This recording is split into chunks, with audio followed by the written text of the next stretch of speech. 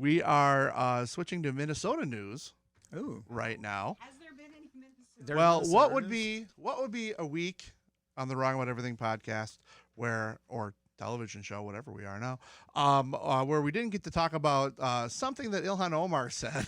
Oh, Wow. That is, Well, it started with a vote. Well, in fairness, this time it's about something she didn't If she's say. smart, Oh, it's yeah. her that leaked the Scott Dibble pictures because it's now a different news cycle in Minnesota. Ugh. I'm mad about this. Breaking but news. yeah. Ugh. Sorry.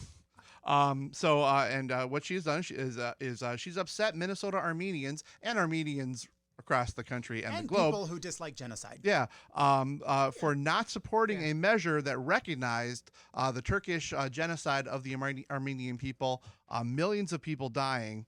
Ilhan Omar was she the only person or the only Democrat to She's vote? the only Democrat. Actually, a decent number of Republicans voted no- against right, this, yeah. and she voted present. She voted present. Present. I want to just say, like, I'm a constituent, and I spoke to her staff the very next day because that is what you do when you disagree with your member of Congress's votes. And I had a lengthy conversation with her staff.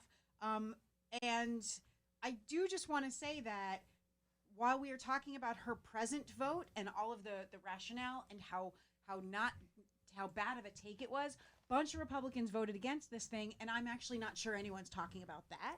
But now we can go back to this. I don't know them.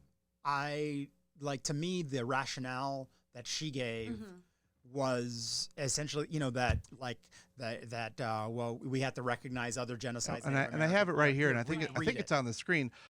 This is a quote from Representative Omar. I believe accountability for human rights violations, especially ethnic cleansing and genocide, is paramount. But accountability and recognition of genocide should not be used as a cudgel in a political fight. It should be done based on academic consensus outside the push and pull of geopolitics. A true acknowledgement of historical crimes against humanity must include, and this is what you were just about to talk about, Javier, must include both the heinous genocides of the 20th century,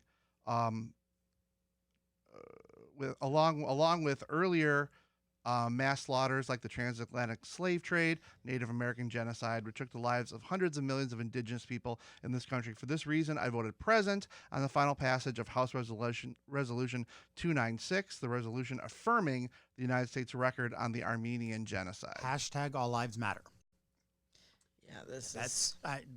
and I mean, it just smacks of an excuse, right? Like, I don't know what the real reason for the vote was, but that one doesn't So fly. I think, and this is again, I spoke to her staff, and there's actually a great article by David Perry, that's in the Nation, and he's a supporter. He's interviewed her multiple times, and he spoke to her, and his take and what seems to make sense is that she really actually was trying to make this larger point about the fact that we can't just acknowledge this genocide right now because of political points. There is this bigger thing at stake, and I think that she probably thought that she would say, well, instead of easily voting for this one genocide, I'm going to blow open the frame and we're going to talk about all of these human rights violations and all of these genocides. And I think she probably thought that that would be successful and that it would actually create a bigger conversation and that she would be probably celebrated for that. And it backfired horribly.